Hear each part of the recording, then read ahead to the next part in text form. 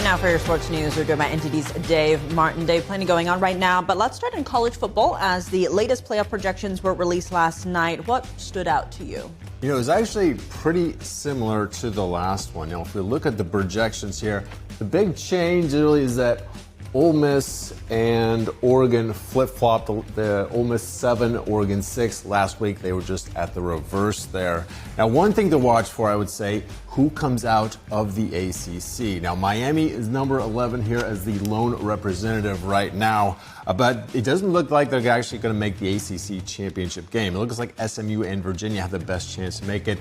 And whoever wins likely gets that one of those automatic bids as a conference champion, despite still possibly being ranked behind Miami. And that would probably kick Miami out altogether because although Tulane is the final team ranked in here, they're actually ranked number 24 overall, but they would be the 5th highest ranked conference champion, which would get that final automatic bid. So Miami somehow needs to move up in the rankings despite only having one game left in the regular season. So even though they're in right now, they need plenty of help to actually make the playoffs here, too.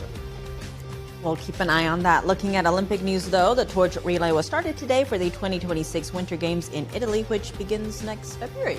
Yeah, they had a big ceremony today in Olympia, Greece, where the Olympic Games first started. Now they'll have a week-long relay in Greece before they hand it over into Athens, and then it'll travel the torch into Italy for the start of a months-long relay there. Now, newly appointed IOC CEO President Kirsty Coventry was there. Here's part of her very emotional speech she gave. And as we light the Olympic flame from Milano Cortina, we will carry this light from the past to the present and continue it into the future. These games come at a critical part in our history.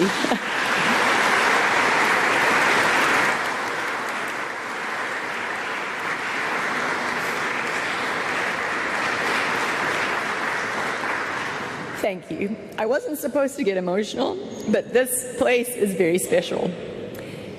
And it's so special because in a divided world that we live in today, the Games hold a truly symbolic place.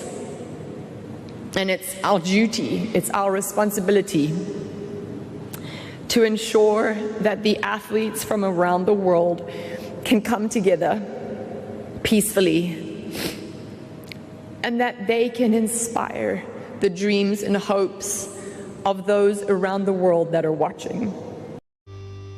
So the Winter Games start on February 6th. They will be hosted by Milano and Cortina. All right, well, shifting gears to college basketball. A number of ranked teams are in action today. Where do things stand now? Yeah, that Players Era Festival concluding today in Las Vegas. Already 15th ranked Iowa State beat Syracuse there 78-60. Also 20th ranked Texas Tech beat New Orleans 82-50. And at the battle for Atlanta's 24th ranked Vanderbilt beat Western Kentucky 83-78. Now also at the Players Era Festival today in Vegas, 3rd ranked Houston beat Notre Dame 66-56. Tonight at 7 p.m. we have the 3rd place game, the same venue in Las Vegas. 7th ranked Tennessee faces Kansas. The 1st place game, though, falls that one at 9:30 Eastern Time. 7th ranked Michigan versus 12th ranked Gonzaga. Now the winners of these games get a lot of money in NIL prizes here. All right, well, regarding this tournament, the Players Era Festival CEO told ESPN that organizers will consider a different format for next year's event. What do you think he's referring to?